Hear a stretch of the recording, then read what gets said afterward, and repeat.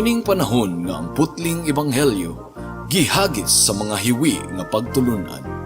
Kinahanglan mo barug ang mga tinun-an ni Kristo sa pagpakigbisog sa paglaban sa pagtuo, nga magkausa ug alang sa tanang panahong gihatag sa Dios ngadto sa iyang katawan. Maoy hinungdan nga namugna kining tulumanon ang putling ebanghelyo. 30 minutos nga pagsabwag sa tinuod nga ebanghelyo. Kauban ni Pastor Jeremias Hangad, ang putling ebanghelyo. Tulumanon nga gihatod kaninyo sa Herald of Grace Radio Ministries Philippines. Ang putling ebanghelyo.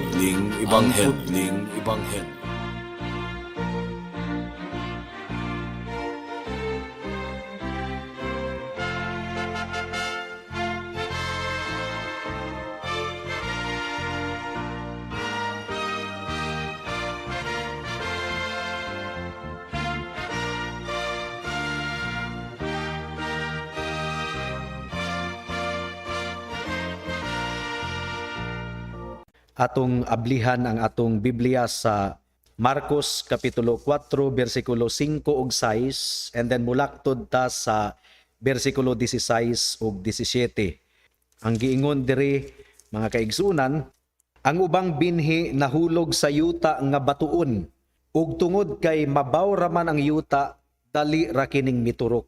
Apan sa dihang nainitan na pag-ayo sa adlaw, ang bag-ong turok, nalawos kini ug kay wala man makagamot pag-ayo, nalaya. Ug gihatag ni Kristo ang interpretasyon niini sa bersikulo 16 hangtod sa 17. Ang giingon diri, ang nahitabo sa mga binhi nga mahulog sa yutang batuon sama niini. May mga tawo nga makadungog sa mensahe ug mudawat dayon niini sa dakong kahinangop. Apan dili kini makagamot diha kanila, busa dili sila mupadayon. Unya pag-abot sa mga kalisdanan ug mga paglutos tungod sa mensahe, mubiya dayon sila.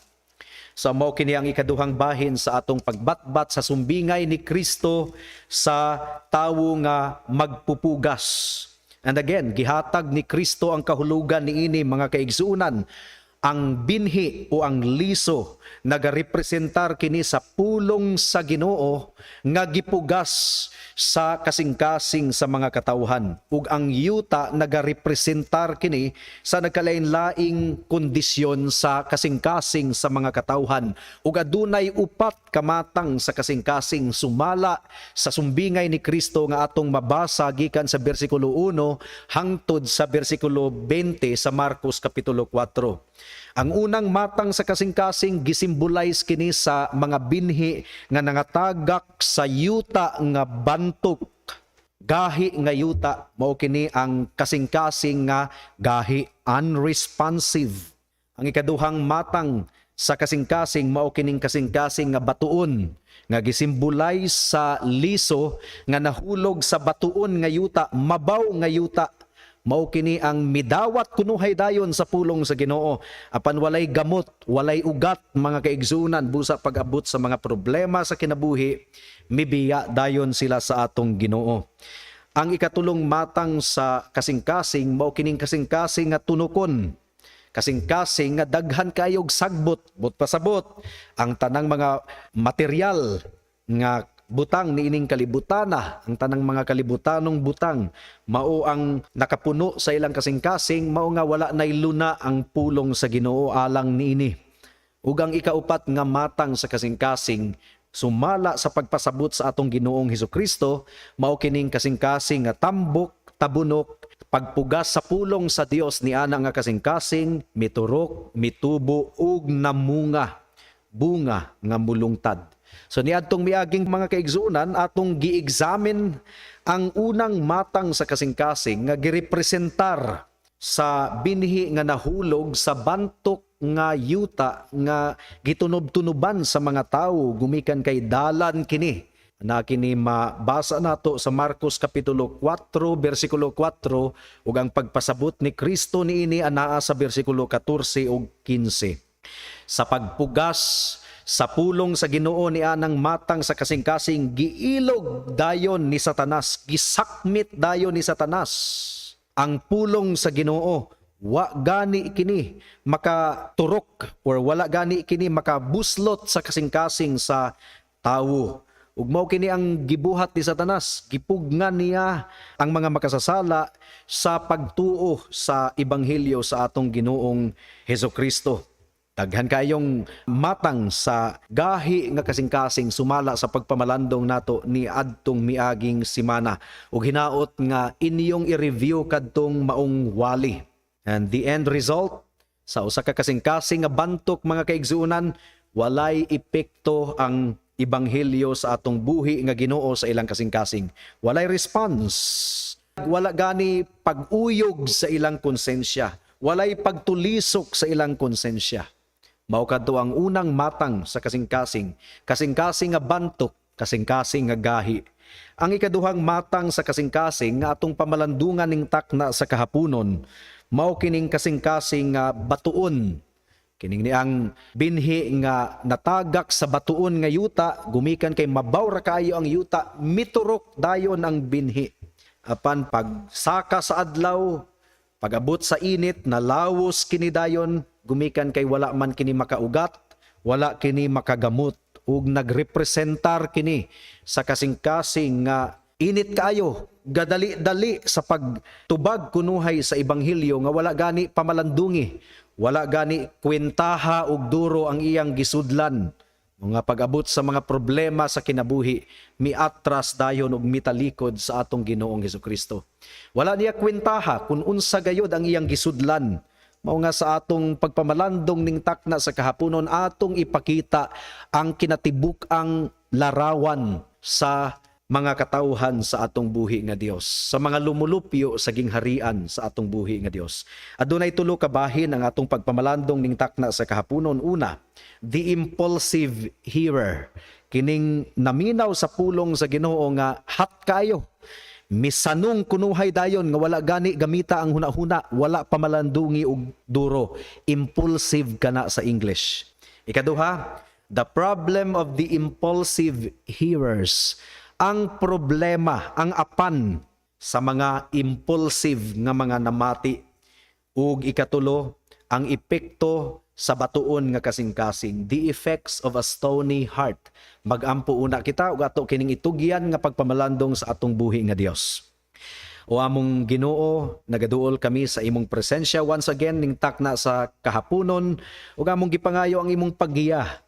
Ablihi ang among kasing-kasing hunahuna aron among masabtan ang imong pulong ug tabangi ang imong ulipon sa pagbatbat niini nga adunay clarity, dunay katinaawan o Dios. Mao kini among gipangayo ug gipasalamatang daan sa ngalan ni Jesus.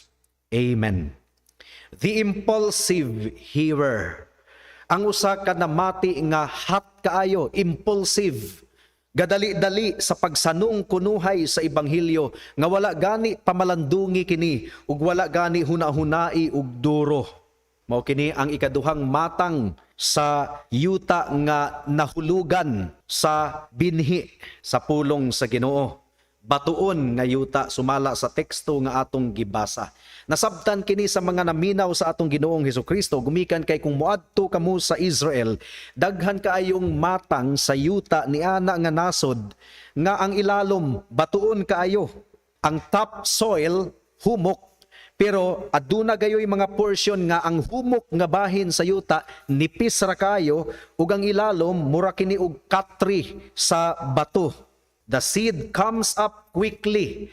Paspas kayo nga muturok ang liso, apan paspas usab kini nga malawos gumikan kay mabaw raman kaayo ang yuta. Ug adunay duha ka matang sa hinungdan. Adunay duha ka hinungdan sa pagkalawos. Una, mabaw ra kaayo ang yuta. Ikaduha, walay gamot, walay ugat. Ug miingon ang atong buhi nga Dios nga larawan kini or nagsimbolo kini sa usa ka kasing-kasing nga impulsive. Misanong kunuhay dayon sa pulong sa Ginoo pero wala pamalandungi ang pulong sa Ginoo. Gadali-dali. There is a danger of coming up too quickly, mga kaigsuunan. There is a danger in coming up too quickly. Adunay mga tawo nga musulod sa relihiyon, musulod sa Kristyanismo, nga wala gani gyud mabuak ang ilang kasing-kasing, wala gani matandog ang ilang kasing-kasing.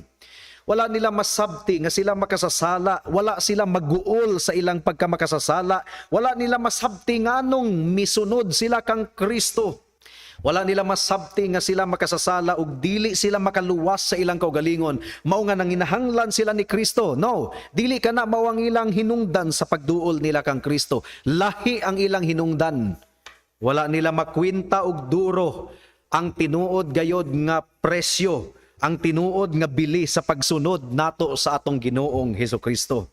Often, aduna po'y mga pastor nga wala nagwali sa tinuod nga ebanghelyo. Wala gani ipasabot ang kaluwasan, ang mensahe sa kaluwasan sa ebanghelyo. Mao nga ang mga katawhan misanong kunuhay sa ebanghelyo or misanong kunuhay sa atong Ginoong Hesukristo apan sa sipyat nga rason. Daghan kaayong nahimong mga Christians kunuhay, pero ang motibo sa ilang kasing-kasing unodnon mga kaigsuunan. Ug daghan kaayong mga pastor nga guilty sa pag-pronounce sa usa ka makasasala nga naluwas na kunuhay, nga wala gani gayod makit-an ang bunga, tinuod nga bunga sa iyang kinabuhi. The convicting word may cut long and hard before God grants peace for the soul. Mga kahigalaan, ang pattern, mao kini ang pattern. Kung ikaw tinuod gayod nga moduol sa atong Ginoong Hesukristo, kinahanglan gayod nga masamdan ang imong kasing-kasing. Unsa man ang makapasamad sa imong kasing-kasing, ang kamatuoran nga ikaw makasasala ug nahailalom sa tunglo sa Dios. Dautan ikaw, imong gisupak ang balaod sa Dios ug bisag unsaon nimo sa pagbinuutan, ang imong pagkabuutan dili gayud makaluwas kanimo. Kinahanglang masamaran ang imong kasing-kasing ni ana nga kamatuoran. Kay kung dili masamaran ang imong kasing-kasing, kung muduol ka sa atong buhi nga Dios ug nagtuo ikaw nga ang imong pagkabuutan mao ang makaluwas kanimo, dili ka gayud tinuod nga maluwas. Ang pagaluwason lamang sa atong buhi nga Dios kadtong mga tawo nga nasamdan sa ilang kasing-kasing, miangkon sa ilang pagkamakasasala, ug ang mga tawo nga nagatawag sa atong Ginoong Hesukristo alang sa kaluwasan. Gipasabot kini ni Kristo sa sumbingay niya sa kubrador sa buhis ug sa usa ka Pariseyo. Ang Pariseyo nang hinambog at tubangan sa Ginoo sa iyang pagkabuutan, nagpuasa kuno siya kaduha sa usa ka semana, gahatag sig ikanapulo, dili kuno siya himabayi, dili susama sa kubrador sa buhis, nga kurakot kaayo kawatan. Hinambog siya tubangan sa Ginoo. Apan ang kubrador sa buhis, dili gani makahangad sa langit, gumikan kay nasamaran ang iyang kasing-kasing, ug iyang gidukdok ang iyang dughan, ug nangayo siya sa Ginoo sa kaluwasan. Miingon siya, Ginoo, maluoy ikaw kanako ang makasasala. Ug ang giingon ni Jesus, kadtong tawhana mao ang gipasaylo, kadtong tawhana mao ang giluwas. Dili ang Pariseyo nga wala gani masamdi ang iyang kasing-kasing, gumikan kay nagtuo siya nga buutan kaayo siya mga kaigsuonan. Ang pulong sa Ginoo kinahanglan nga musamad sa atong kasing-kasing aron mahimong tinuod gayud ang atong pagduol ug pagdangup kaniya. Mo kini gidescribe ni Pablo sa Buhat kapitulo 26 bersikulo 14. Kinahanglan nga masamad kita, kinahanglan nga matunok kita aron kita maaghat sa pagdangup sa atong Ginoong Hesukristo. Now, kining binhi nga nahulog sa yutang batuon, paspas kaayo pagtanom ra gud mog munggos. Munggos ba? Itanom sa yuta nga batuon, paspas kaayo na nga muturok. Paspas usab kaayo nga malawos. Ang description ni Kristo ni ana nga mga matang sa mga tawo nga paspas kaayong misanong kunuhay. Aduna sila'y kalipay. It was a very quick decision. Wala nila kwintaha. Wala nila isipa ang bili sa ilang gisudlan. For instance, Lucas kapitulo 14, bersikulo 28 hangtod sa 30. Ang giingon diri. Lucas kapitulo 14, bersikulo 28 hangtod sa 30. Kun usa kaninyo naglaraw pagtukod og tore, tun-an una niya kini, ug iyang bana-banaon pila ang magasto, aron pagsuta kun may igo ba siyang salapi nga ikapahuman niini. Kay kun dili kini niya buhaton, unya dili mahuman ang turi, tapos niya ikapahimutang ang patukuranan, biay-biayon unya siya sa tanan nga makakita sa gisangputan. Ug muingon sila kining tawhana, nagpatugatugag tukod og turi, apan dili di ay makahuman niini. So you see, adisir pa kuno kita mag-decide nga mupatukod og turi. Kinahanglang kwentaho nato ang tanan nga atong magastos, otherwise maulawan ra hinuon kita gumikan kay atong gisugdan apan wala nato tapusa. Adunay mga tawo nga paspas kunuhay nahimong Christian, nahimong born again Christian, apan wala nila kwentaha ang ilang gisudlan ug wala sila makapadayon. There is nothing about the life of a disciple nga naghisgot nga mahimong hayahay ang atong kinabuhi kung mahimo kitang Kristohanon. Mao kini giwali sa daghang mga simbahan. Duol kang Kristo. Ayuhon niya ang tanan nimong balatian, mahimong hayahay ang imong kahimtang. Unsa? Wala gyud din taon magsaad ang Biblia nga mao kanay atong sangputan nga exempted ang mga Kristohanon sa tanang problema sa kinabuhi. Mao nga daghang mga simbahan nga midaghan kunuhay ang ilang mga miyembro, gumikan kay mao man kini giwali. Duol kang Kristo, mapanalanginan ka kanunay, mahayahay ang imong kinabuhi. The Bible does not promise anything like that, mga kaigsuunan. Lucas Kapitulo 9, versikulo 57 hangtod sa 58. Paminaw nato dinhi. Samtang nang lakaw sila, may usa ka tawo nga miingon kang Hesus, "Musunod ako kanimo bisan asa ka moadto." Si Jesus miingon kaniya, "Ang mga milo may taguanan ug ang mga langgam may mga salag, apan walay kahigdaan ug kapahulayan ng anak sa tawo." So miingon si Jesus nga, time sa hunahuna og duro na imong desisyon nga mosunod ka nako, gumikan kay ang mga milo adunay kapahulayan. Ang mga langgam adunay salag, apan ang anak sa tawo si Kristo wala gani kahigdaan. So but pasabot dili sayon ang kinabuhing Kristohanon ug tinuod gayud kana gumikan kay ang kalibutan nagbiay-biay sa mga magtotoo sa atong Ginoong Hesukristo. Juan Kapitulo 15 versikulo 20. Mo kini dili basahon sa mga magwalali nga nagwali og prosperity gospel, health and wealth gospel. Pero tataw kaayo ang giingon sa Juan Kapitulo 15 versikulo 20. Ang giingon diri mga kaigsuunan, "Hinumdumi ang akong giingon kaninyo, walay ulipon nga labaw sa iyang agalon. Kung gilutos nila ako, lutuson usab kamo nila. Kung tumano nila ang akong gisulti, tumanon usab nila ang inyong gisulti." So nakuha nato Lucas Kapitulo 21 versikulo 16 hangtod sa 17. Ang giingon diri mga kaigsuunan, mao nga tangtangan na kini sa inyong hunahuna nga kung ikaw mahimong Kristohanon, mahayahay ang imong kinabuhi. The Bible doesn't give us that kind of promise. Kung mahayahay ang atong kinabuhi, dili na nato paabuton pa ang pagbalik sa atong Ginoong Hesukristo. Dili na nato tinguhaon pa ang iyang pagbalik gumikan kay hayahay na kita niining kalibutan na. Oh, Luke chapter 21 verse 16 and 17. Ang giingon diri, "Budhian kamo bisan gani sa inyong mga ginikanan ug mga igsuon. Ingon man sa inyong mga kadugo ug mga higala ug patyo nila ang uban kaninyo. Kasilagan kamo sa tanan tungod kanako." So you see, wala nagasaad ang Ginoo og hayahay nga kinabuhi kung ikaw mahimong Kristohanon.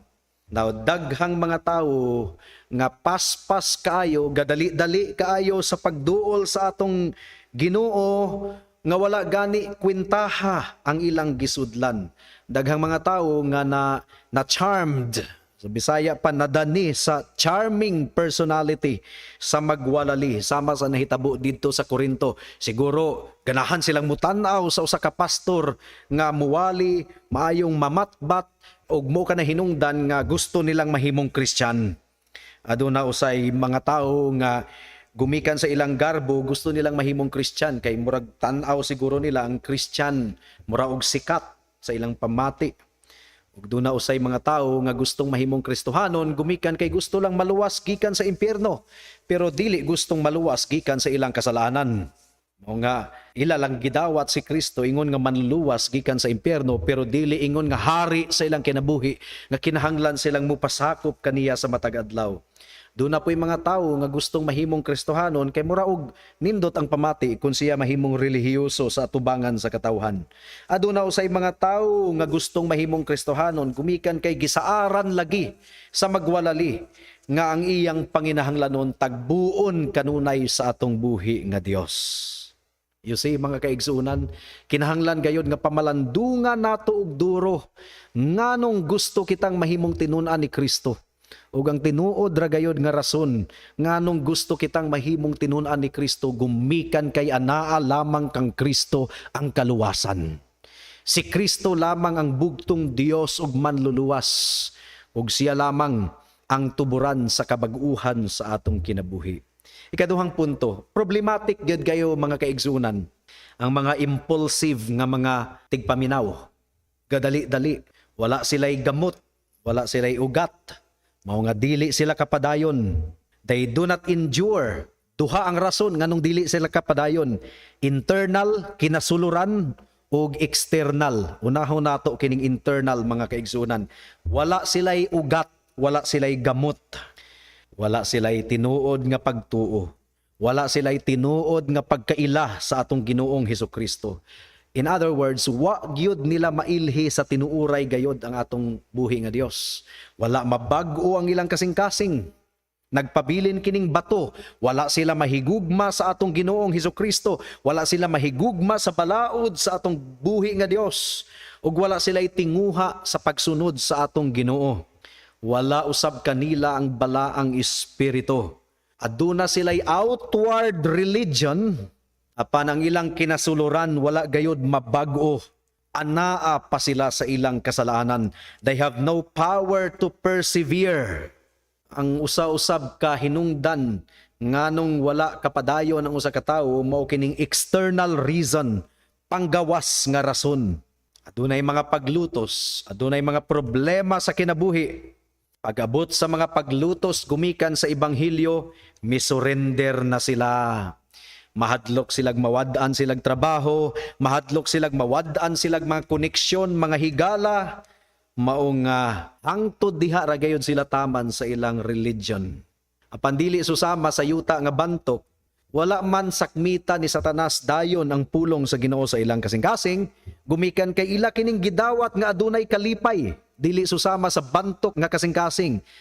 Apan ang ilang kasing-kasing wala gayod tinuuray nga nadutlan sa pulong sa Ginoo, gumikan kay mabaw ang yuta niini. Hinaot nga tandugon kita sa atong buhi nga Dios ug atong pamalandungan mga kaigsuunan kung unsa gayod ang matang sa atong kasing-kasing ning takna sa kahaponon. Kining batuon nga kasing-kasing ikatulo nga punto, unsa may epekto niini? Dili mamunga. The true convert, ang tinuod nga katawhan sa Ginoo, aduna gayoy bunga, aduna gayoy ebidensya sa iyang kinabuhi. Kugihan siya alang sa gingharian sa Dios. Ang iyang hunahuna og kasing-kasing dili na kalibutanon. Ang iyang hunahuna og kasing-kasing Dios non na mga kaigsuunan. Panang tao nga batuon ang kasing-kasing, ang iyang paminsar kalibutanon pagayod kaayo. Wala gayoy bunga nga makita nato, bunga sa espiritu. Nahigugma paghihapon siya sa mga kahilayan diri sa kalibutan.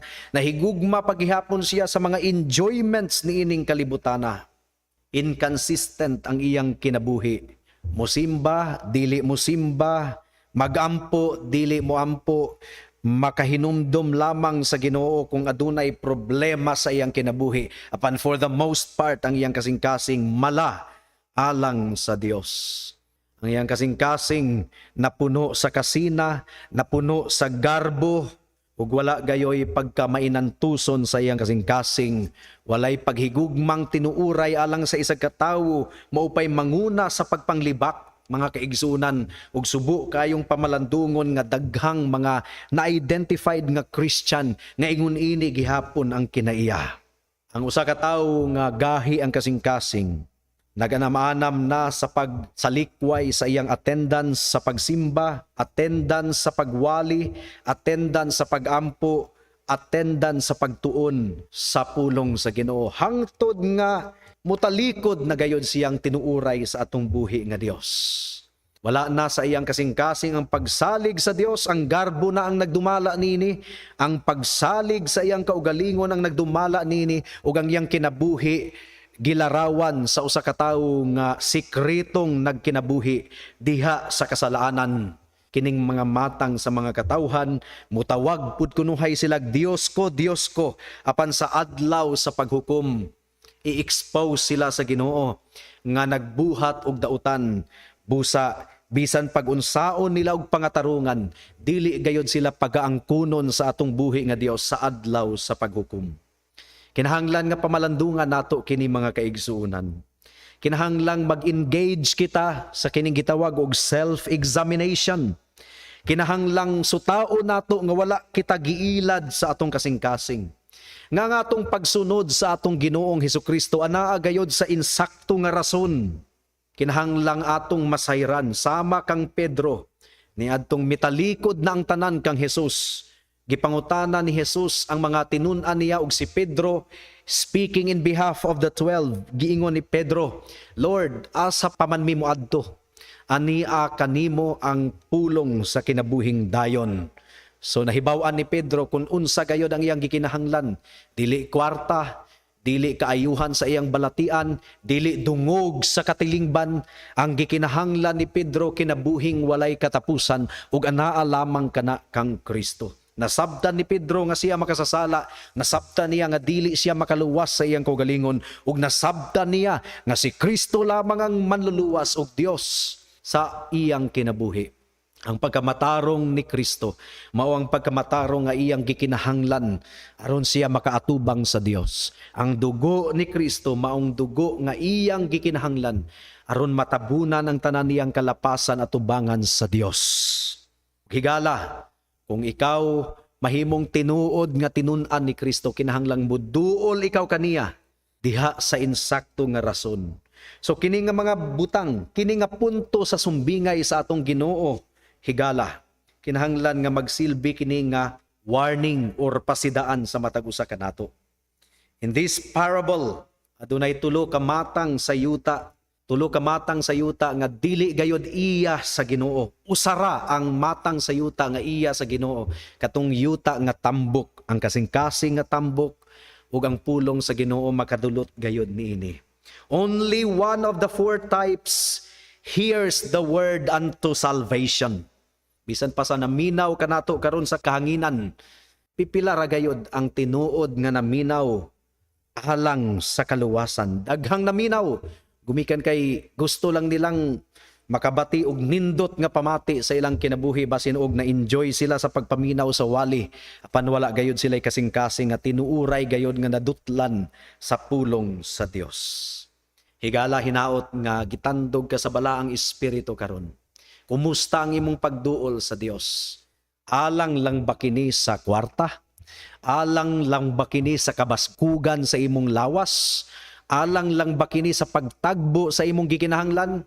Dili ka mulungtad kung mao ka na ang imong rason. Gumikan kay pag-abot sa mga balatian ug mga problema sa kinabuhi. Imo nang basulon ang Dios. Mutalikod ra ikaw kaniya, apan ang tinuod nga nakaila kang Kristo, taliwala sa bagyo ug mga unos sa kinabuhi. Baguhay pa lang nga miabot ang bagyong Ulysses diri sa Pilipinas. Taliwala sa mga bagyo sa kinabuhi, ang punuan nga nakagamot gayod kaayo sa ilalom, nakagamot sa atong Ginoong Hesukristo, dili gayod ka na matarug bisan pagtaliwala sa mga bagyo sa atong kinabuhi. Hinaot nga nakigistorya ang pulong sa Ginoo kanimo ning takna sa kahaponon, higala. Pag hinulsol sa imong kasalanan ug tuuhi lamang si Kristo, ingon nga imong bugtong Dios ug manluluwas, karuna kay basin og ugma ulahi na ang tanan. Magampo ta. Salamat o Dios sa mensahe sa imong pulong ning takna sa kahaponon. Ug among gipangayo ang bunga niini o Dios Mao kini among giampo ug gipasalamatang daan sa ngalan ni Jesus. Amen. Alang sa dugang nga mga pangutana, mahimong mo text kang Pastor Jeremias hangad sa 0935 744 3030.